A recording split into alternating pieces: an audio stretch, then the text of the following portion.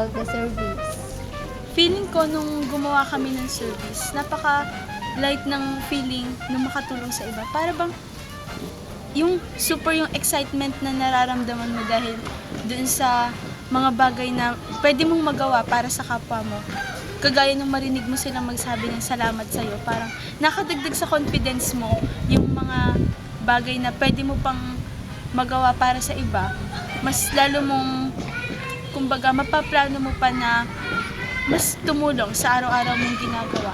Yung tipong, kumbaga, hindi ka makokontento sa isang araw na hindi ka nakakatulong sa iba. Yung ganung feeling na feeling mo is nasa langit ka na, or yung napakalight talaga ng pakiramdam na feeling mo na everyday na ginawa ni Heavenly Father ay mas marami pang blessing yung marireceive mo pag nakatulong ka sa iba.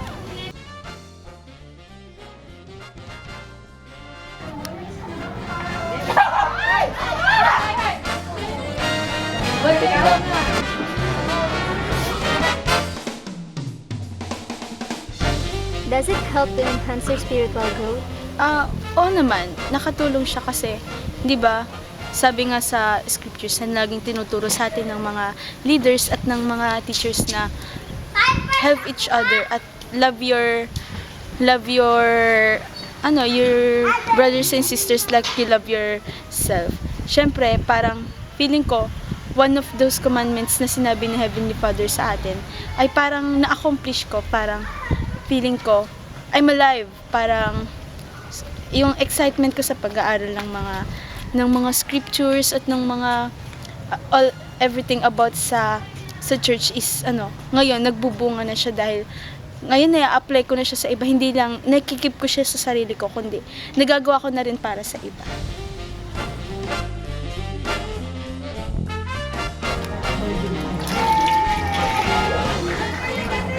D40, tapos ang sasabihin ko na lang po yung lahat nila sa company nila.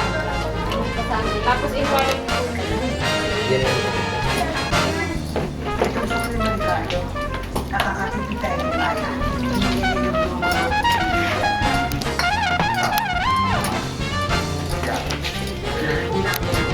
Up next. Parang sa inyo ewan. Ano nagawa ng service sa buhay mo? Nagawa ng service sa buhay ko? Madami. Kagaya ng marami akong natutunan. Marami akong na-appreciate. At marami akong, kumbaga, na-share sa iba. Kasi once na gumawa ka ng service, ma-appreciate mo yung mga bagay na kumbaga hindi mo pinaghihirapan ngayon sa buhay mo, na yung ibang tao pala na naghihirap sila para makagawa ng isang bagay. Yung super lucky mo kasi dahil hindi ka ganun na kailangan mo pang paghirapan yung isang bagay para lang ma-accomplish mo. Yes, kailangan paghirapan yung mga bagay, pero hindi yung katulad ng taong pinag-servicean mo na ganun pala kahirap, na kailangan mo talagang gawin na manually, tapos napakadaming trabaho.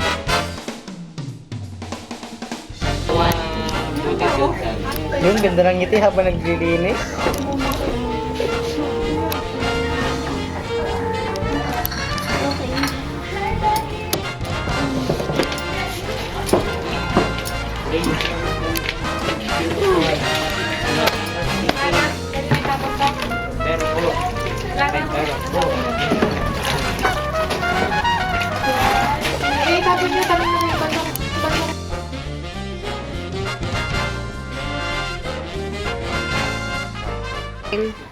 Have you learned some importance in doing service?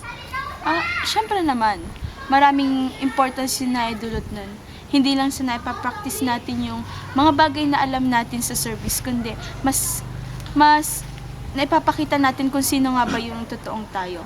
Isa pa, nakaka-develop tayo ng mga characteristics. May natututunan tayo in doing service kasi when you go in a service, hindi naman kailangan na alam mo agad yung gagawin mo.